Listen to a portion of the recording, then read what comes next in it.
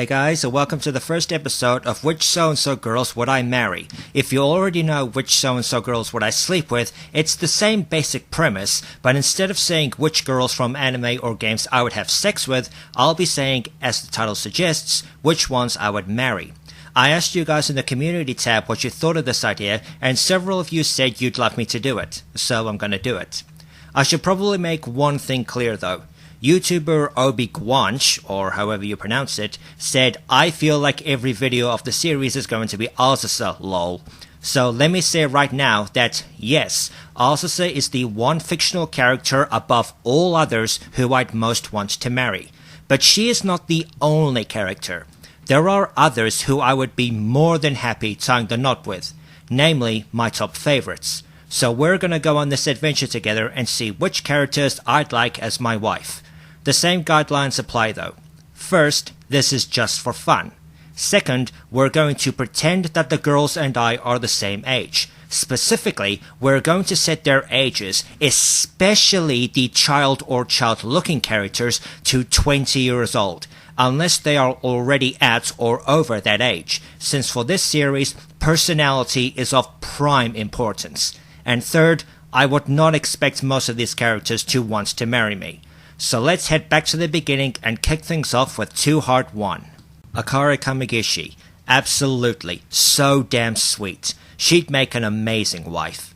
Aoi Matsubara. Yes. I did once ponder trying the whole martial arts thing, so if I married her, I'd probably end up getting into it. Ayaka Kurosawa. She is a fun girl, so I don't think I'd have any second thoughts marrying her. Kotone Himakawa. Again, while I'd happily do it, I'm pretty sure she'd prefer marrying Musashi. Lemi Miyauchi, another fun girl who I'd probably have a lively marriage with. Yes. Megumi Okada and her friends. No.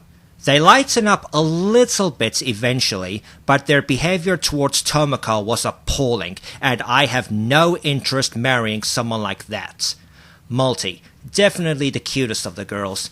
And while she initially sucks at chores and cooking, if I married her, yes, I know it would be weird marrying a robot, I'd happily help her work on that, assuming I married her before Hiroyuki and Akari helped her.